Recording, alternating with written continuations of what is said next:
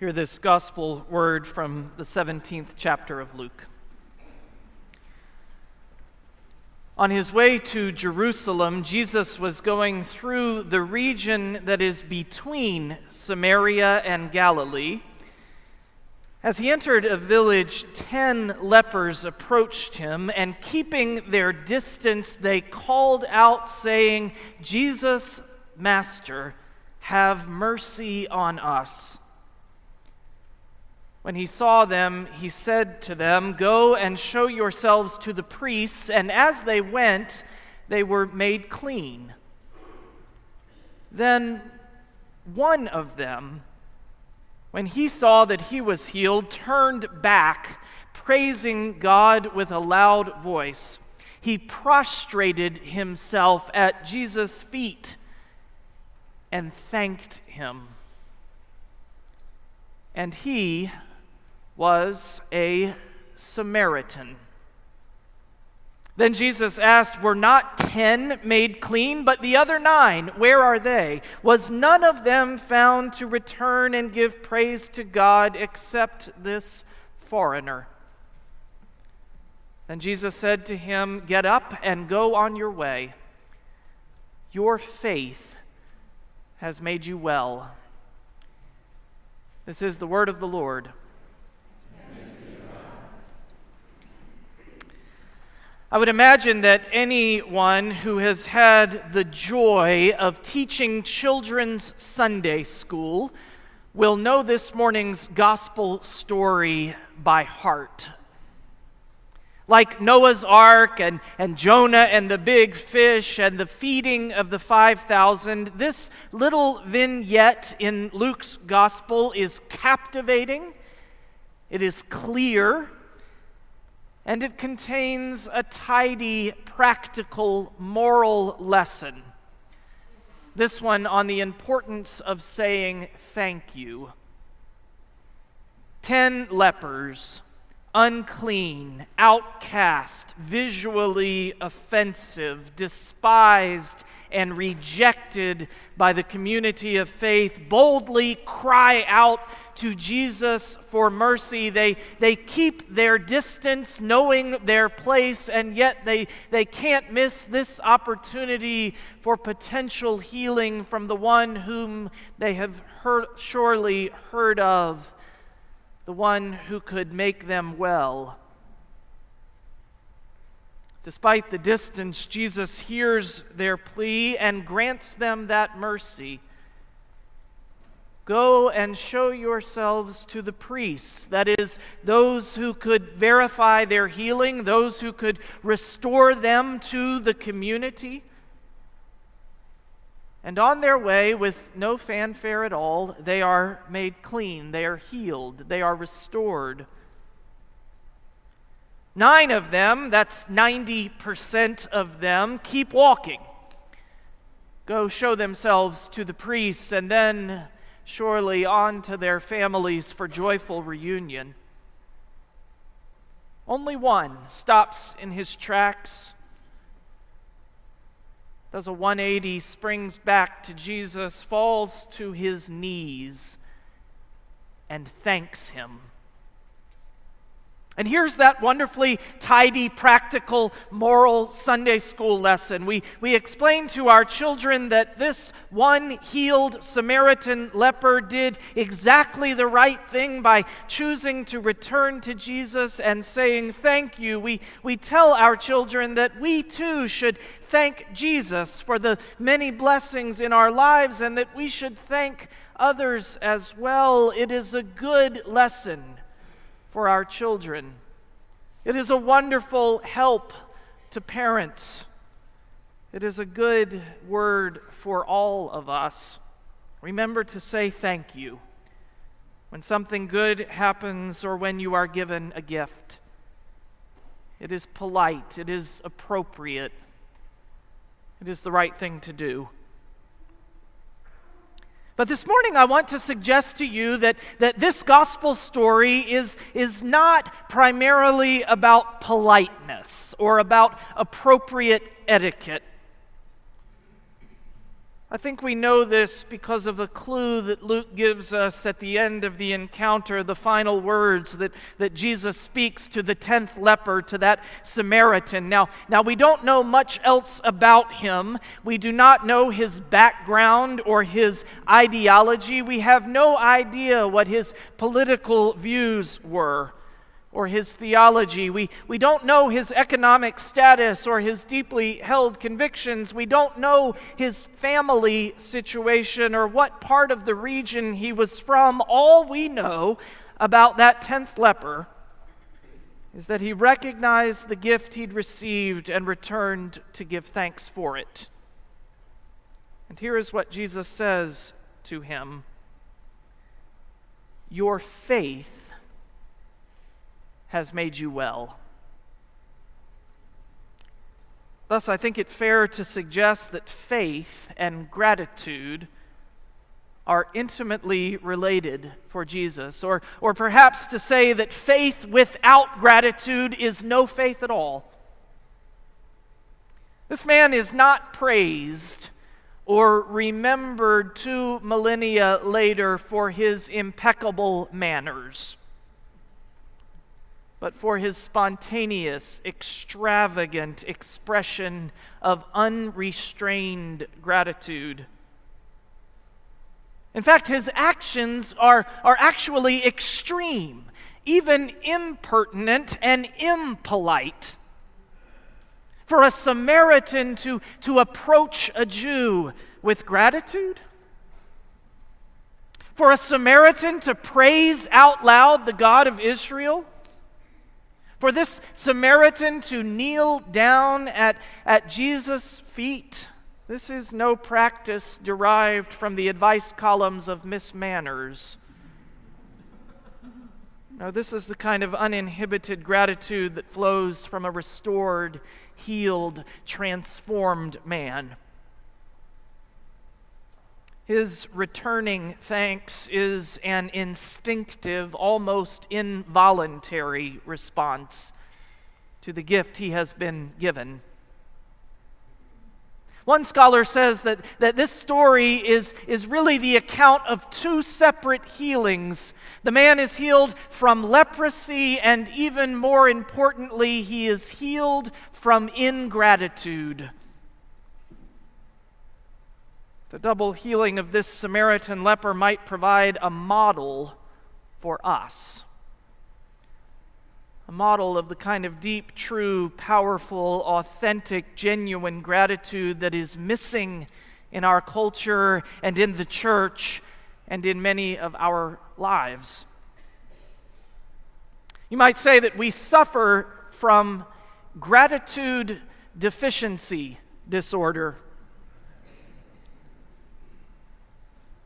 I love the stories told of two friends who randomly bump into one another on the street one day. One of them looks awfully forlorn, his eyes downcast, clearly upset, almost to the point of tears. And so his friend asks him, "What's wrong? Why are you so sad?" The forlorn friend answers, "Well, I'll tell you. 3 weeks ago, my great aunt died and left me $10,000. "Wow, that's a lot of money," the friend replies. Yes, the man says. Well, but then 1 week ago, a distant cousin I never knew passed away, and she left me $20,000. "Gosh, it sounds as if you're really being blessed these days," the friend replies, and his friend answers, just wait. Last week, I learned that I had inherited another $100,000. Now his friend was really confused. Looking at his downcast, forlorn friend, he replies, Why do you look so sad then?" To which the man answers, "This week, nothing."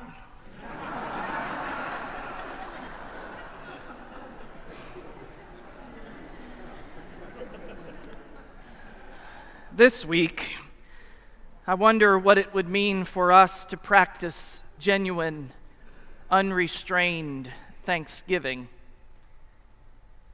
It is, my friends, more than a polite expression of gratitude. It is a way of life. It is the capacity for awe. For people of Christian faith, gratitude is among the most cherished of virtues, and it gives birth to so many other virtues. But like all virtues, gratitude requires careful cultivation and repetition within a community of support and accountability. Aristotle said those are the two markers of virtue. Anything that is done repeatedly and within community cultivates the capacity to be good.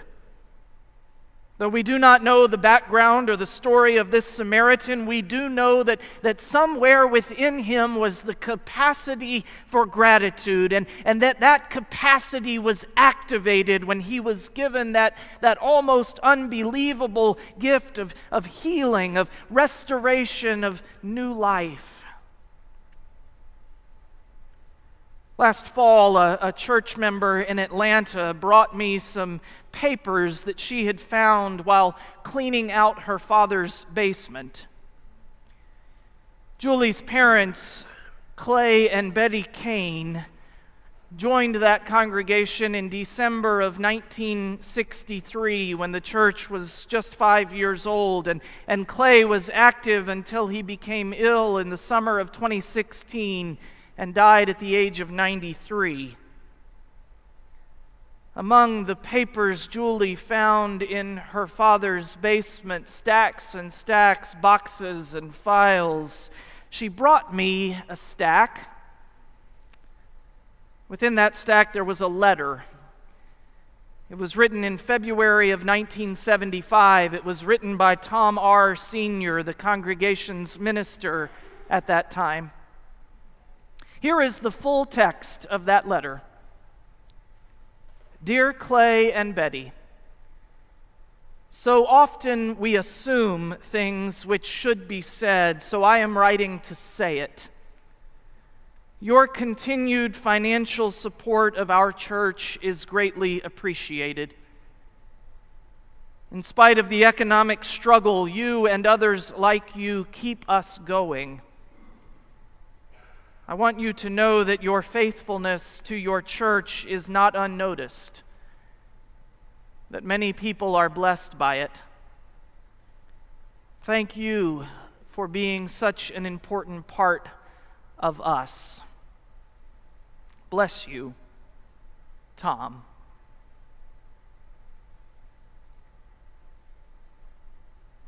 That letter sat on my desk, and I remember one afternoon picking it up and thinking to myself that Clay Kane kept that letter for 40 years. Expressions of gratitude stay with us. But even more than that, the beauty of gratitude is that it multiplies when it is shared. That gratitude grows exponentially when we refuse to keep it to ourselves. The message of the Samaritan leper who returned to Jesus and all the saints like Clay Kane from whom their labors rest is clear. Faith without gratitude is no faith at all. Faith with gratitude makes this life worth living. A few months ago, I was invited to a lunch in honor of a retiring pastor, and before we ate, the pastor made a few comments, and then he ended with these words, "Now, let us return thanks." I'd heard that phrase many times before, but I had never reflected on its meaning. To return thanks, that is, to give thanks back to the God who has given us all that we have. To return gratitude to the source of gratitude. It's such a beautiful way to describe the act of prayer. When we respond to God's grace, the only faithful way we are able, with gratitude. Tomorrow, November the 19th, is the 180th anniversary of the founding of Second Presbyterian Church. None of us were around to experience it, but the 19th of November fell on a Monday in 1838, just as it does this year. And though it would be another quarter century before President Abraham Lincoln formally established the last Thursday of November as Thanksgiving, I can imagine the feelings of gratitude that were felt among those earliest Second Presbyterians in Indianapolis. Believe me, I know that in the grand sweep of Second's history, I am a newcomer here. Only 24 weeks have passed since that hot June morning when our family was so warmly received by this church. But already I am filled with causes to return thanks to God for this place, for this faithful, missional, caring, supportive, united community, for this place where God's grace is proclaimed and lived and embodied. I return thanks to God each day for the gift of being your pastor, for the gift of witnessing the love and hospitality that you choose to extend to one another, for the gift of your deep commitment to living the gospel you proclaim, for the gift of your generosity, for the gift of those who laid a firm foundation of faithfulness 180 years ago tomorrow, and for the gift of those children who hear God's welcome to this church home, even now. With hearts full of gratitude, we journey ahead by faith and with great hope. We return our thanks to God, whose providence is the source of our life, to the God who calls the church into being and sends us out in gratitude and praise. My friend Margaret Curtis in Atlanta sent me a reflection that she had written for her local newspaper out in Arizona, where she spends about half her time. In the reflection, she describes Sunday mornings many years ago when she alone had the responsibility of getting 4 preschool-age children ready for Sunday school and church, week in and week out. She remembers the stress and chaos of those Sunday mornings, and then she tells the story of one specific Sunday morning when the family was just about to walk out the door, and she realized, 1, 2, 3, she was missing Mike, the youngest. The other children helped her search the house. They ran out into the yard and even called their neighbors, but nobody had seen Mike. Finally, she decided the only thing left to do was to get into her car and drive around the neighborhood in hopes of spotting her young son out on the sidewalk someplace. It was then that Margaret found Mike in the place she least expected him. He was fast asleep in the back seat of the car. At this point, they were running well behind, and so Margaret remembers how another son complained about having to go to Sunday school. He grumbled for several minutes, and then he asked in exasperation, "What do we need God for anyhow?" His older sister thought for a second, and then she answered, "So we will have someone to thank." Margaret observes that no one in the car offered an objection to that answer. Quietly, they drove to church. What would it mean for you to be cured of your ingratitude? How might it grow your faith and transform your life if you began giving thanks? not assuming what should be said, but saying it, writing it, expressing it out loud and often. To be cured of our ingratitude. This is the gift and call of faith. It is the practice that brings joy to our lives. So this week, count your blessings. Discard your bitterness. Cultivate gratitude. Return thanks.